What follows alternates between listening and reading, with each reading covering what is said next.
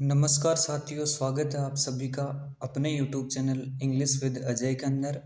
और कल का जो हमारा सेशन था वो सब्जेक्ट के रिगार्डिंग था। आज उसी सेशन को आगे बढ़ाते हुए मैं एक छोटी सी क्लास लेकर आया हूँ और आज माफ़ी चाहूँगा कि बोर्ड पे हम ये काम नहीं कर पा रहे हैं, तो कॉपी से ही आप समझने की कोशिश करना। कल के जो टॉपिक पे अपन थोड़ा सा एक बार प्रकाश डाल लेते हैं।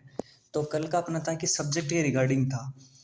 मेरे पेन पे फोकस रखना आप। सब्जेक्ट के बारे में मैंने थोड़ा सा बताया था कि एक वचन सब्जेक्ट होता है और एक बहुवचन का सब्जेक्ट होता है। दो तरह के कर्ता होते हैं। सब्जेक्ट यानी होता है कर्ता, सिंगुलर सब्जेक्ट और प्लूरल सब्जेक्ट, दो तरह के होते हैं। कल अपन ने ये पढ़ा था।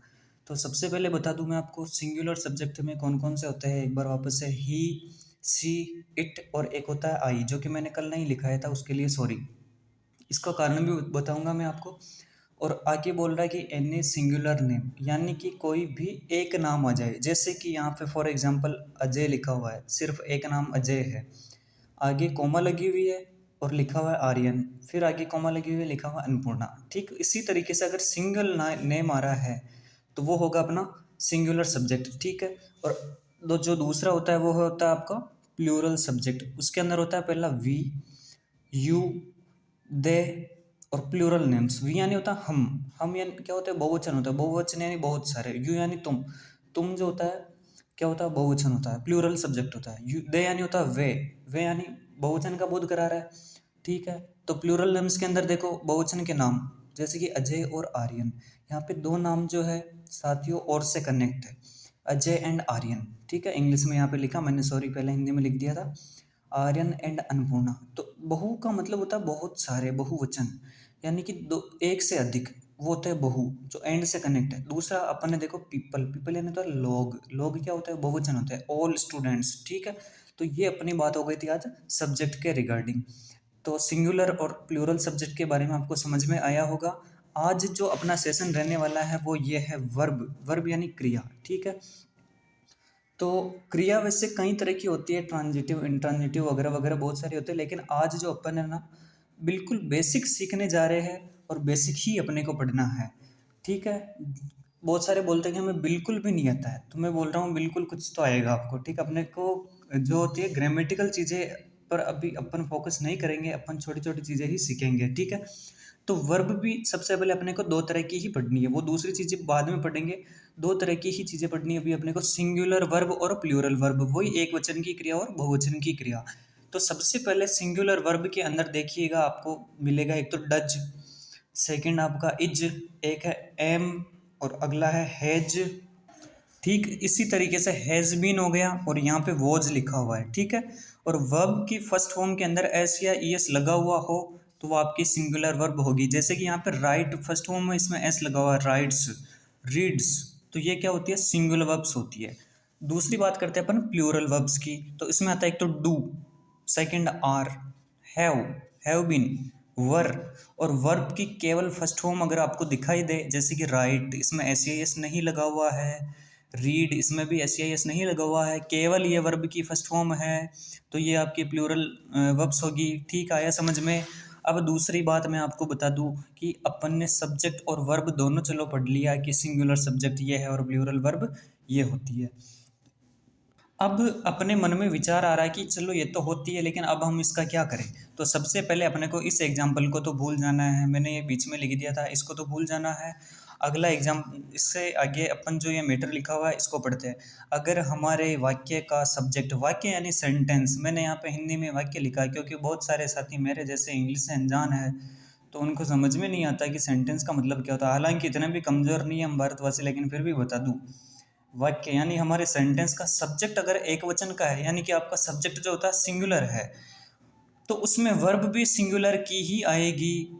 और वाक्य का सब्जेक्ट अगर प्लूरल का है तो वर्ब भी प्लूरल आएगी। क्या मतलब समझे।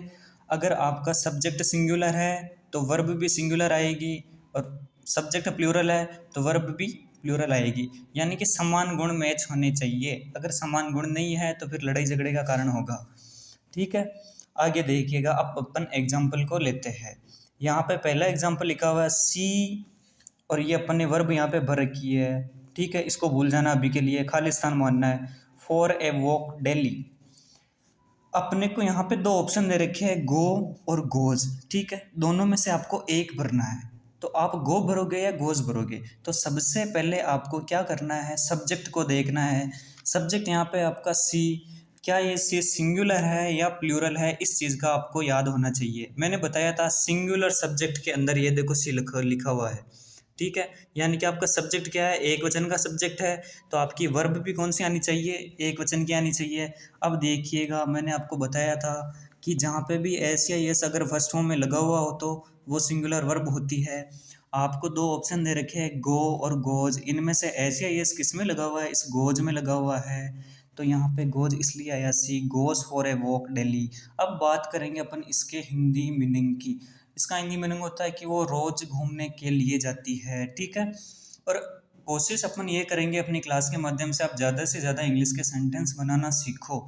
जैसे कि वह रोज घूमने के लिए जाती है, she goes for a walk daily. She अगर किसी लड़की के लिए, आप ही भी कह सकते हो he goes for a walk daily, वह रोज घूमने के लिए जाता है, ठीक है।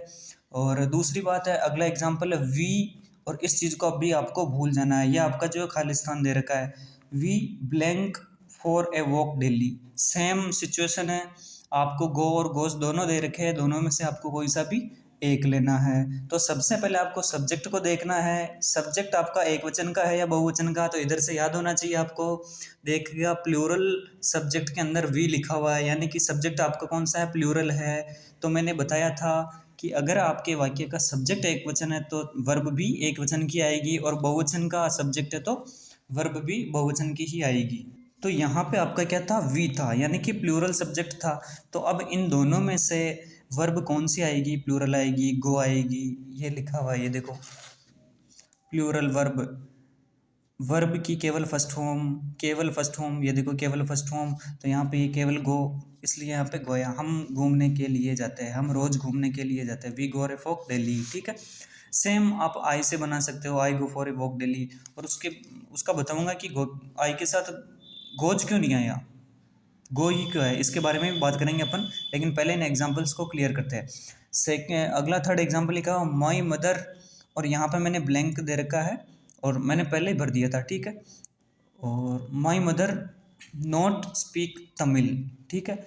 सेम सिचुएशन, डू और डज दोनों में से आपको एक भरना है। सबसे पहले आपको सब्जेक्ट देखना है, सब्जेक्ट क्या है आपका, माई मदर यानी मेरी मम्मी। तो माई मदर क्या होता है, एक ही होता है, एक वचन ही होता है। मेरी मम्मी तो एक के बारे में बात कर रहा हूँ ना मैं। तो अगर आपका सब्जेक्ट सिंगुलर है तो मैंने बताया था वर्ब भी क्या आएगी, सिंगुलर ही आएगी। इसलिए अपन ने यहाँ पे डज लिया है, my mother does not speak Tamil, मेरी माता जो है तमिल नहीं बोलती है, ठीक है। इसका हिंदी अर्थ ये हुआ। सेकंड इसका एग्जांपल दे रखा है, फोर्थ, सॉरी सेकंड नहीं है, फोर्थ है, यू ये ब्लैंक है, not speak English. Same situation, do और डज में से एक लेना है। सबसे पहले वही देखो, सब्जेक्ट यू आपका बहुवचन का है तो वर्ब भी बहुवचन की ही आएगी। डू क्या है, बहुवचन की वर्ब है, इसलिए अपन ने यहाँ पे डू नॉट लिखा है, कि डज नॉट। ये अगला एग्जाम्पल है आपके 5वें नंबर का, she blank dancing, is am are तीनों में से एक लेना है। सबसे पहले सब्जेक्ट देखिएगा, एक वचन का सब्जेक्ट है सी, तो सी के साथ हम ई जाएगा। दूसरी बात बता दूं एम का, ये एम जो है सिर्फ आई के साथ आता है। एम किसके साथ आता है, सिर्फ और सिर्फ आई के साथ आता है। I am a doctor, I am dancing, I am singing, I am teaching, whatever, ठीक है। अगला देखिएगा आप, he blank reading a novel, is और वर्ब में से आपको चूज करना है। दो तरह की वर्ब दे रखी है। सबसे पहले तो देखिएगा आप, ही क्या है, एक वचन का सब्जेक्ट है, सिंगुलर सब्जेक्ट है, तो वर्ब भी इसमें सिंगुलर आएगी। तो यहाँ पे अपने इज और वर्ब में से सिंगुलर कौन सी है, इज है। ये तो बहुवचन की आ गई, तो बहुवचन के साथ आएगी। और अपने तो ही क्या है, सिंगुलर है, तो अपने को इज लेना है, ठीक है। इसलिए अपन ने इज लिया। लास्ट एग्जाम्पल रहा साथियों, सी ब्लैंक ए कार, हैज और हैव में से लेना है, ठीक है।